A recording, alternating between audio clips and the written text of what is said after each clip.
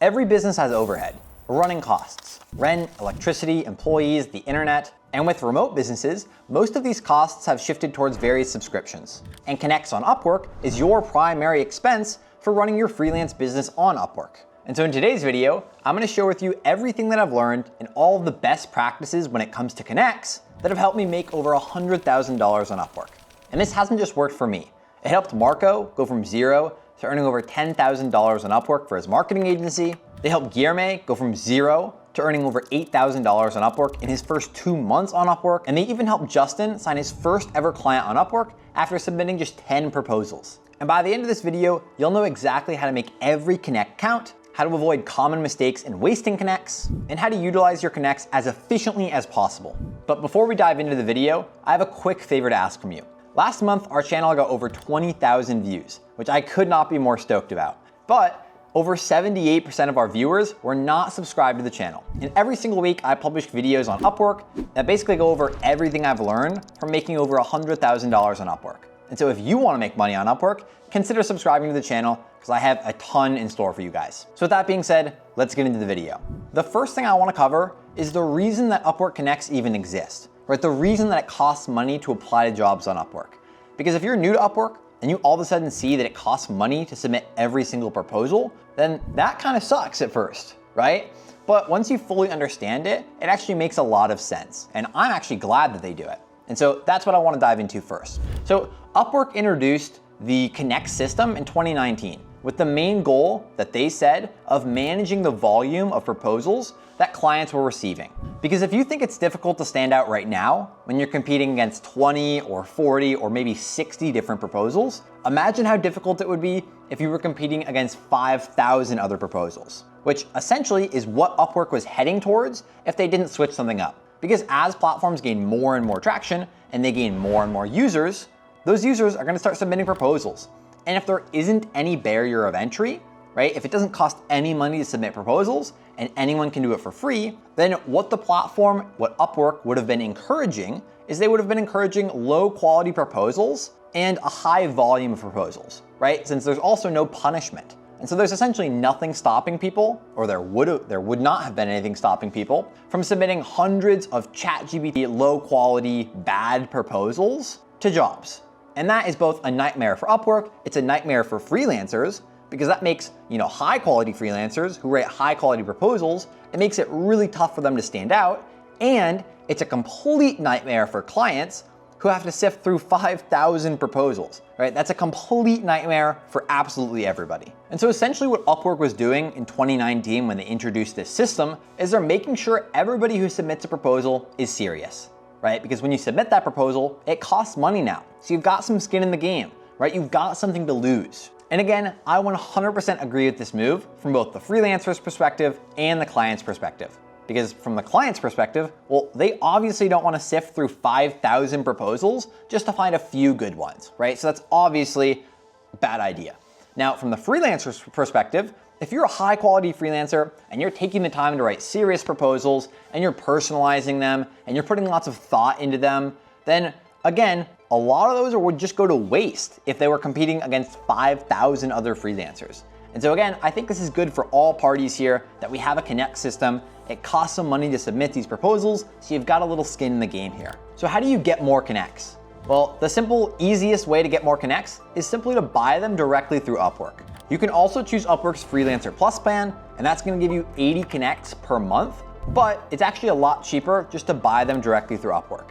And so for context, Upwork's Freelancer Plus plan is $14.99 right now per month, and they give you 80 Connects per month. Whereas if you just buy the Connects directly through Upwork, you can get 100 Connects with $15, right? So you get 20 extra Connects if you just buy them directly through Upwork. Plus, not to mention, Upwork's Freelancer Plus plan isn't that great anyway. I don't recommend it to people. I don't use it, and so I just buy Connects directly from Upwork. It's cheaper that way, and it's a lot simpler. So that's how you can pay to get more Connects. But how do you get free Connects? Because that's what everybody wants to know. And so the first way that you can get free Connects is when you land interviews on Upwork. And so if you submit a proposal to a job on Upwork and a client sends you a message back, that's what Upwork qualifies as an interview, right? And so if clients are responding to your proposals and sending you messages, then Upwork can sometimes grant you bonus connects. Now, they don't say publicly how many connects they're gonna give you or what the limit is, because there is a limit, but this is the first way that you can earn free connects. And this also applies if a client sends you a message about one of their jobs. And so if you get a direct message from a client, Upwork will typically grant you 10 extra connects. But again, like I just mentioned, they don't say the exact amount they're always gonna give you, and they don't say what the cap is. They don't say what the limit is. Now, another way to get free connects is to get Upwork's Rising Talent Badge. When you get awarded Upwork's Rising Talent Badge, they give you 30 free connects as kind of a bonus. Now, obviously you can't apply to get this badge. There's no form you could submit to ask Upwork to give it to you, but essentially it all boils down to having a fully completed profile, right? So as soon as you create your Upwork profile, fill out the entire thing, every single section. When clients are reaching out to you, after you submit a proposal to them, make sure you have a really quick response time. That's gonna help. And make sure you're delivering high quality work when people are hiring you. Now, another way to get free connects is simply by referring your friends to use Upwork. So if you refer a friend to use Upwork and then they create an Upwork account, they fill out the whole profile, and a client hires them for $100 or more, once they get hired, both you and the person you referred are both gonna get 40 free connects. And we all know that Upwork has been steadily rising the amount of connects that it costs to apply to every single job. And because of that, it's never been more important to avoid making costly mistakes and wasting your connects, and making sure you're spending your connects as efficiently as possible. And so that's what I want to talk about next. Now, when it comes to things that you can do to avoid wasting your precious connects, the biggest one that I see most people do, and the biggest mistake I see most people make, is submitting these generic copy and paste ChatGPT proposals. Stop doing that. If that's you, you are wasting connects. And if you want to know my exact framework for writing proposals and all of the data that I have from submitting over 5,000 proposals, which will undoubtedly save you money on connects, you can check out this video right here. Another mistake when it comes to connects that I see so many people on Upwork making is boosting. And so oftentimes, if you've been submitting proposals on Upwork for a while, I know you've seen this, you'll see people who boost their proposals by like 150 connects or 250 connects or something insane. And so I wanna make it super clear that when you boost your proposal to get on that little leaderboard at the bottom with those 4 spots, if you get in one of those 4 spots, you're gonna show up on one of the top 4 spots on the client screen, right? So when you submit a proposal on Upwork, your proposal, along with everybody else's, is just stacked one on top of the other, right? And so when you boost it, you are basically paying more connects to show up in one of these top 4 spots on the client screen. Now, there is absolutely no advantage to boosting your proposal 7 million connects and getting first place versus boosting it, 25 connects and getting first place, if you could get first place with 25 connects, right? You guys get what I'm saying. And so I see a ton of people do this. They boost their proposals with hundreds of connects, and it's a complete waste. And so if you're doing that, don't do it. Now, my basic strategy here is just to boost my proposal 2 to 5 connects more than the person that I'm boosting it above, right? And so if the previous first place bidder boosted their proposal by, let's say, 5 connects, then I would boost my proposal by 7 to 10 connects, right? So 2 to 5 more. And the simple reason I do this is so obviously A, I can get above them, right? So whether that's first place, second place, third place, right? I wanna bid, or even fourth place, I wanna get on that leaderboard, even if it's not first place. And so that's the primary purpose, is to get me on the leaderboard, get me showing up as one of those top 4 spots on the client screen. And the second purpose is if I'm bidding, boosting my proposal to get in spots 1, 2, or 3, then if I leave a gap that's between 2 and 5 connects, somebody can still get on the leaderboard, but they can get on the leaderboard and be below me, right? So hopefully that makes sense to you guys, right? Because if I get first place and I boost my proposal by 20 connects and the person below me boosted theirs by 16, somebody else who submits their proposal later could boost their proposal by 17 connects, and they would still get on the leaderboard, but they would be below me, right? So it helps me kind of stay on that leaderboard for longer and avoid spending tons of connects. Another mistake to avoid when using your connects is avoid submitting proposals to jobs that have red flags, right? So if you see a job and the job description has 1 sentence written and it hasn't put very much effort into it and there's lots of grammatical mistakes, that's a red flag, right? That's an indication for me that a client isn't that serious. Another huge red flag for me is that if I go into, if I see the job, you'll see that each job has a score, right? It's got a little 5-star rating on it. And that's actually the client who posted it, that's their rating, right? And so when every single time a job is finished on Upwork, the client has the opportunity to leave feedback for the freelancer, and the freelancer can leave feedback for the client. And so a huge red flag for me is if I click on the job post and scroll down to the client's recent history, and I see that they have a ton of bad reviews from other freelancers, I'm gonna avoid submitting a proposal to this job.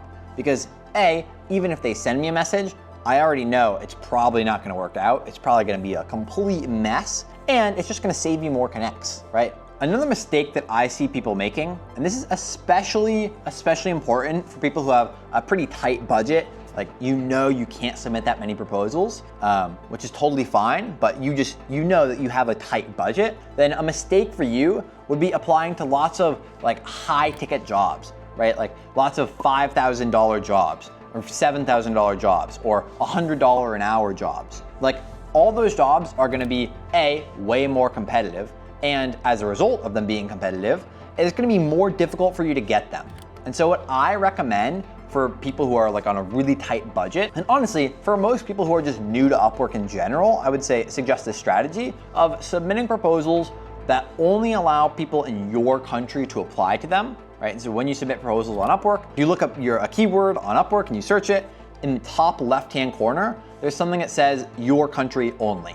Check that box, and then you're only competing against other freelancers and agencies located in your country. And then after that, I like to filter for fixed price jobs that are less than $300. And the basic reasoning for this is they're way less competitive. I mean, just so significantly less competitive than jobs that are $100 an hour or $5,000 or $10,000 or stuff like that, right? And so I would recommend submitting hyper-personalized proposals to jobs that are fixed price under $300 located in your country only.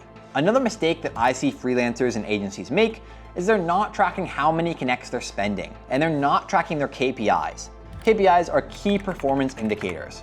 And so they're the statistics that you're gonna track that can basically show you if you're on the right path to achieving your goals, which for most of you is gonna be signing high-paying clients on Upwork, right? In terms of KPIs, I would recommend tracking your view rate, right? And so if you click on your profile picture and then click on stats and trends, and then go to your proposal statistics and click 90-day view, you're gonna be able to see how many proposals that you submitted were viewed, right? So track your view rate, and this is gonna range depending on what country you're in, depending on your service, your industry, if you're boosting proposals, your budget, right? But generally, I like to have people at least 35% view rate, right? So track your view rate, check how many people are responding to your proposals, how many people are getting on calls with you, right? Like doing interviews, and how many people are actually hiring you. I would also track how many jobs you're applying for, how many connects you are using to apply to each job, and those would be the basics, right? So track your KPIs because you'll be able to improve them if you keep tracking them.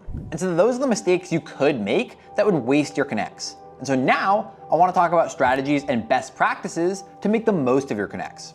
And so first and foremost, it's just doing the basics really, really well.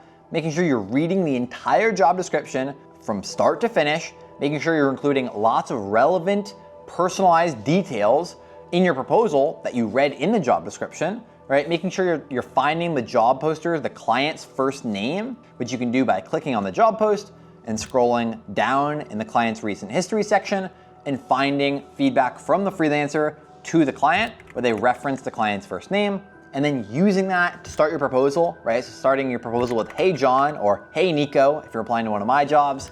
And so like just doing the basics really, really well, reading the job post, personalizing it a lot, especially if you've got a tight budget, you're low on connects, personalize it as much as you possibly can. Another tip that you might not be expecting is that if you have a small budget, right, you can only submit, let's say 3 proposals per week or 4 proposals per week at the maximum. I would rather have you submit 3 proposals per week and boost all of them than submit 4 proposals per week.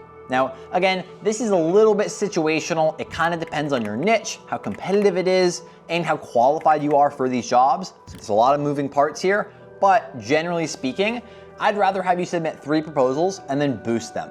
The reason being if you are taking a ton of time and you're personalizing each proposal you submit, and you're genuinely a good fit for these jobs, that's obviously very important as well, then if we can just get your proposals to get viewed, they're gonna have a lot better chance of you being hired, right? And so I would rather submit 3 proposals and boost all 3 of them and really increase the likelihood that these proposals are getting viewed by clients. Because again, when you submit the proposal on Upwork, if you boost it, you're gonna show up in one of the top 4 spots on the client's screen. And so if we can really increase that chance you get viewed, again, the chance that you get hired is also gonna massively increase. And so that's a little tip for you, is obviously use your connects wisely. You don't wanna make the mistake of boosting your proposal like crazy and misspending. But if you can tactically boost your proposal, I would definitely recommend it. And the last thing I wanna leave you guys with is that there's no one-size-fits-all solution for how many connects you should be spending on each job post. Now, this really just comes down to knowing your own data. And so for me, I know that my average client on Upwork pays me over $2,000, right? That's on average. I've had some clients who've paid me over $16,000, but on average, they pay $2,000. And so if I know that, that means for me, I can have a pretty big budget when boosting these connects and when submitting these proposals, because I know my data really well, and I know that my average client pays me over $2,000. And so if you can just know your data, right? If you have any recent history of being hired on Upwork, then I would just encourage you to, again, calculate the data, see how much your average clients are paying you. At the same time, keeping track of your KPIs and understanding how many proposals it takes for you to sign a client. If I submit 100 proposals today, I know around 50% of those proposals are gonna get viewed. I know about 20 out of those 100 are gonna send me a message back. And then I know that almost 100% of people show up to my calls, right? And so I would get 7 calls, and I know I close at 35% on Upwork, which means 2 out of 7 is 28%. And so I would close 2 or 3 deals, right? And so those are my KPIs, and I know if I close 3 deals out of 100 proposals, it takes me roughly 33 proposals to sign each client. And then you can do the math from there to know how many connects you can spend compared to the average customer lifetime value of your customers, right? Of the people who hire you on Upwork. And so hopefully that didn't get too complicated for you guys. It really is simple math if you could just you can play this back and check it out again. And I also recommend keeping track of your KPIs and knowing how many proposals it takes you to sign a client. Now, obviously this is only relevant if you have enough data, right? So I would say if you've been hired on Upwork by like 5 separate clients, then you have at least a decent amount of data to go off of and base your decisions off of. And so looking at how many proposals does it take you to sign a client on Upwork, because from there you can do the math and you can know how many connects you can afford to spend on each proposal to acquire each client, right? And so with that being said, guys, I hope you enjoyed this video, and I'll see you in the next one.